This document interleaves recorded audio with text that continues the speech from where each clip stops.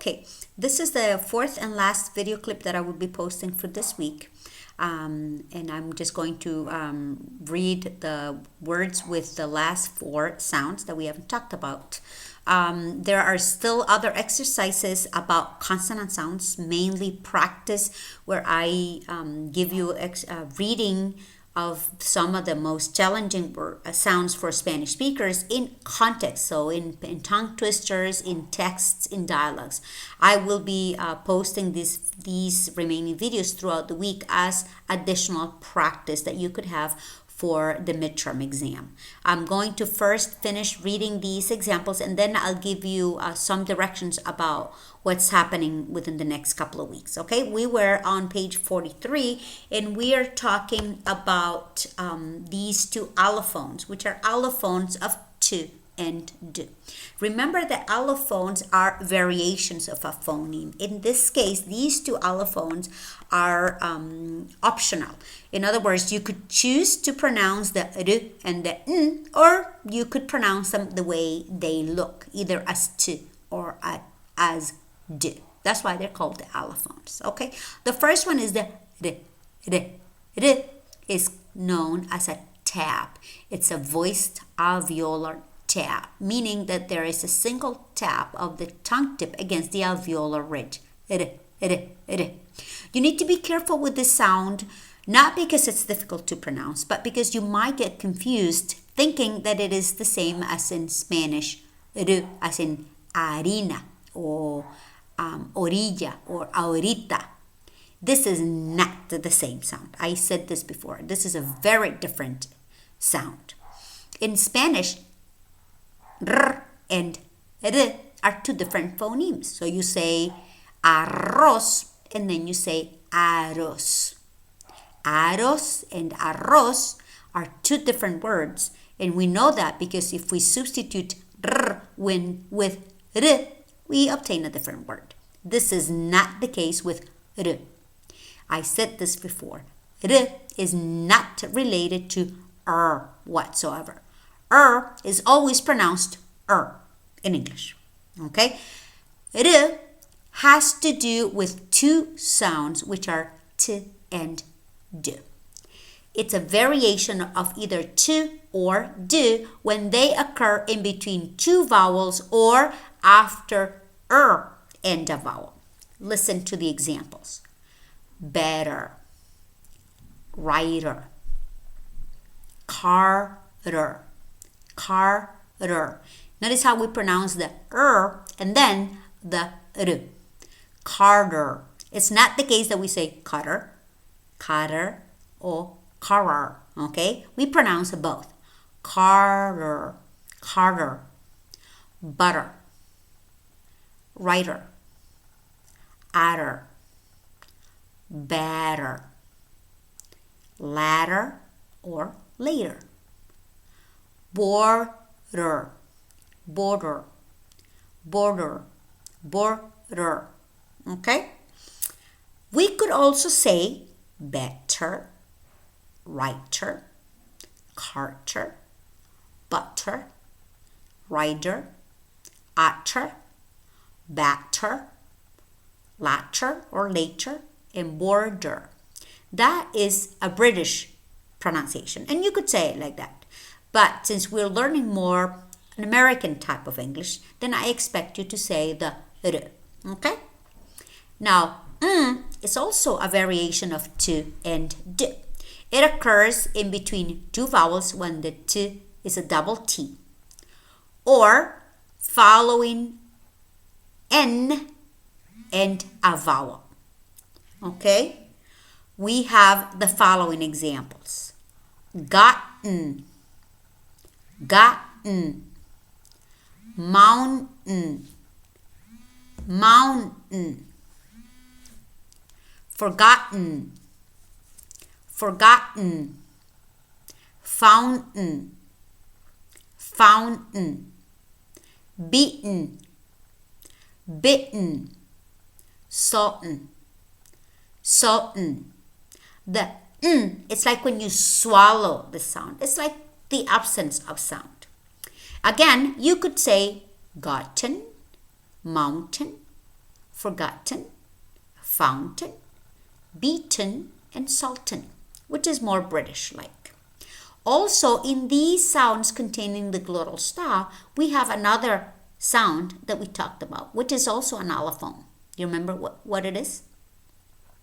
Right, it's the syllabic n.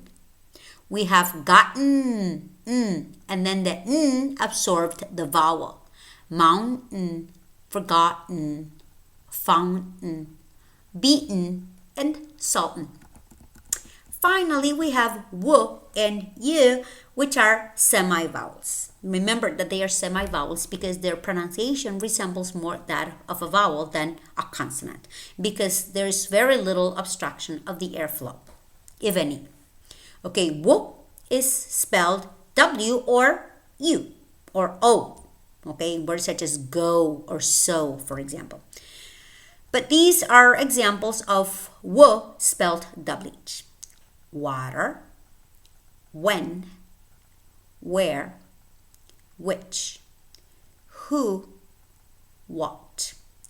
In words such as when, where, and which, some native speakers, especially, for example, in Washington State, they will say when, where, and which. That's also correct. You just pick your choice, okay?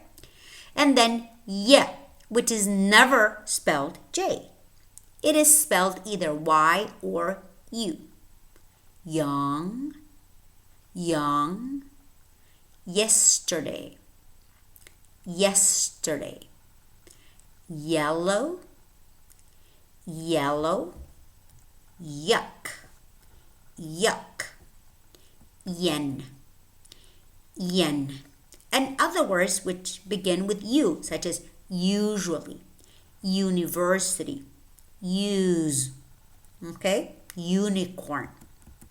Okay, perfect. Now we have provided plenty of examples for each of the English consonant sounds which we have studied, a total 26. Next, on page 43, you have an activity which you're asked to do in pairs, but obviously because we're doing this virtually, you can do it individually or check it with a colleague or a classmate, okay? What you have to do here is you're given a list of words, and then within each word you have either one or two letters that have been bolded. In other words, they are very dark. They're darker than usual, okay? What you need to do is tell me what that sound is, provide the phonetic symbol, and describe it in terms of the three features which describe consonant sounds, which are, right, voicing, place of articulation, and manner of articulation. For example, in the first word, the word feather, feather, you have the TH bolded. Then you would have to tell me that this TH is represented with the which is a voiced interdental fricative, feather. Okay, and so on and so forth for the rest of the words. In some cases, you might have one letter which needs two sounds to represent it. Or in some cases, such as here, we have two letters which are represented by a single sound. Also, be careful, in some of the words, you might have a letter that is silent. And now, which we haven't done before, you need to tell me that that letter is silent. And you simply don't describe it. You just say silent. Do this exercise. Let me know if you have any questions, and you can ask me individually through WhatsApp. This type of exercise will be used for the midterm exam. Okay, so the next thing that I want to talk about in the remaining of this video is the changes or the updated version that we have for the course syllabus. We have been instructed to finish the rest of this course online. So this is how it's going to be done. Therefore, we needed to make adjustments to change the syllabus, the course syllabus, indicating that this is a 100% virtual course. And we have also updated the schedule of activities. I say we, meaning Professor Henry Sevilla and myself. He's teaching group 2, I'm teaching group 1. Okay, so you probably noticed that I also updated the course syllabus, and there you will see that we have an updated schedule of activities. For next week, we have the midterm exam. this test is much longer than the quiz that we will have today. I will post it at around 8 in the morning, and you will have 3 hours to upload the test with its corresponding answers. It will inquire about all English consonant sounds. It will have theoretical questions, for example, defining voicing or place of articulation or manner of articulation in your own words. It might have true and false statements. For example, I give you a word such as, paw, and I say that the p in paw is aspirated, and I tell you to let me know if you think that is true or false. If it's false, then you need to reason why it's false. It will also contain exercises like the ones that you will see in the quiz, and also exercises with minimal pairs. Okay, so again, it combines theory and practice. I might ask for specific concepts such as consonant clusters or complex onsets or complex codas, for example, things that you, of course, will have the anthology to refer back to, but you really need to comprehend these concepts, because it would not be okay if you just copy them from the anthology. So the questions are going to be complex enough for you to really need to think about your answers before you answer any of the questions. Also, for next week, actually not for next week, for the following week, but it's the assignment. You have actually 2 weeks to do this, is what I'm trying to say. You have to hand in or to submit the at-home recording. Of course, now all the recordings are at home, but unlike the in-class recording where I give you what you have to read to record yourselves, for this assignment, what you need to do is, as what's explained on page 4 of the course syllabus, where it says grabaciones individuales, what you need to do is at home select a short reading passage, no longer than 2 pages. And the reason why I don't want it to be long is because we have 34 students and I have to listen to each and every one of you and correct you and give you feedback. Okay, so 1 page is good enough. Make sure that you take about 2 to 3 minutes to record yourself reading it. Less than 2 minutes is not enough. More than 4 minutes is too much, okay? You need to rehearse the reading, practice what you're going to read. You can read anything you want. If you like sports, you can pick an article about sports. If you like short stories, you could pick a short story. If you like dancing, you could read something about dancing. It doesn't matter. You pick the topic and you pick the reading passage. You practice until you think it's perfect, and then you record yourself and send me the recording, either through email or through the virtual platform or even through WhatsApp. Make sure it's an MP4 or an MP3 format so that I can listen to it, okay? I do not want you to send me the text, because the challenge in this assignment is for me to be able to understand 100% of what you say without reading it. If you send me the text, I will force myself to understand what you're saying, and that's not the point. Okay, so again, for next week, which is April, let me look because I don't have my calendar in front of me. Let me look right now, and it says that it is April the 20th. So for April the 20th, you need to take the midterm exam, and also either for the 20th or for the 27th. At the latest, you have to do this on the 27th. You have during the week to send it. You need to upload your at-home recording. At-home recording number 1.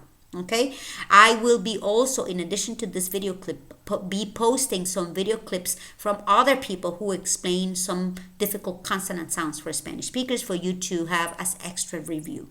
Mostly Rachel's English recordings.